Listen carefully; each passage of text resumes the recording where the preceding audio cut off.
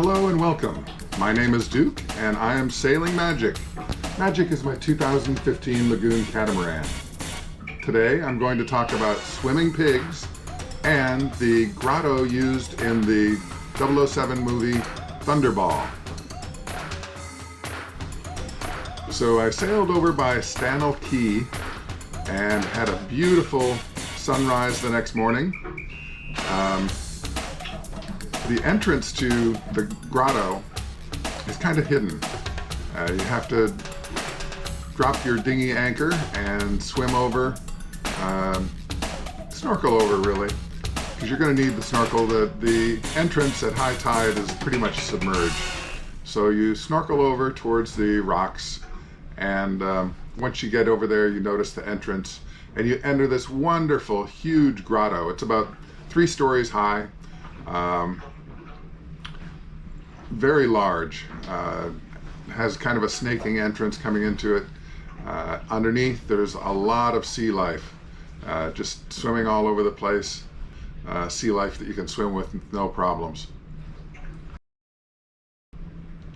And then I went over to Pig Island, which is nearby. The pigs swim over there and will swim up to you. Now a lot of people want to try to feed the pigs on the beach. They tell you not to. The pigs are animals and they will act like pigs and come after you.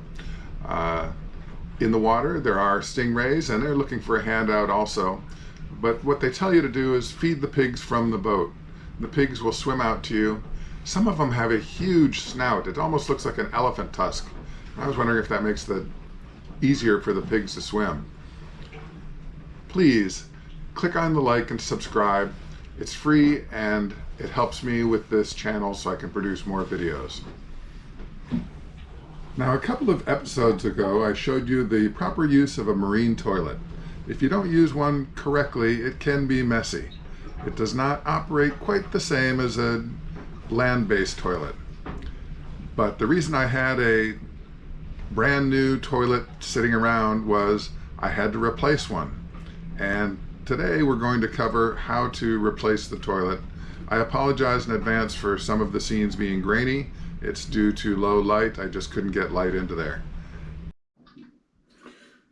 One thing to keep in mind is that the toilet itself is under the water line. In other words, there's water pressure coming in just from the outside sea level. Now, these are the 2 through holes and sea cocks.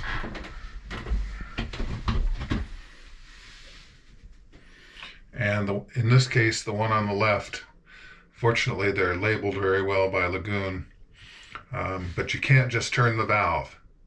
The valve tips.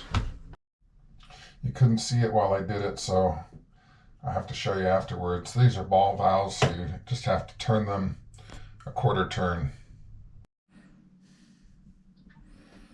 Next, this is a very small area, so I'm going to get the base loose first.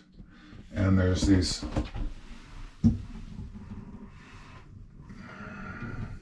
cap-covered screws here on the base. So I'll get a wrench and we'll get those off.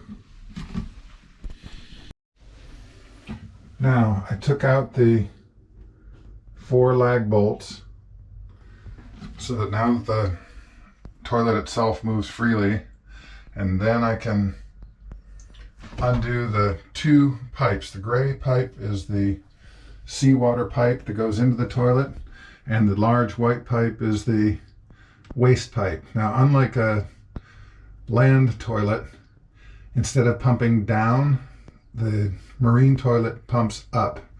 The storage tank is actually inside the wall here. There, I have the toilet pulled out. The water pipe was disconnected. The sewage pipe still has a flange on it. And I'm in the process of removing that. I've got the hose clamps off. Now it's a matter of pulling the flange out. Here's the finished product, all secured by just doing everything in reverse order from the when I took it apart.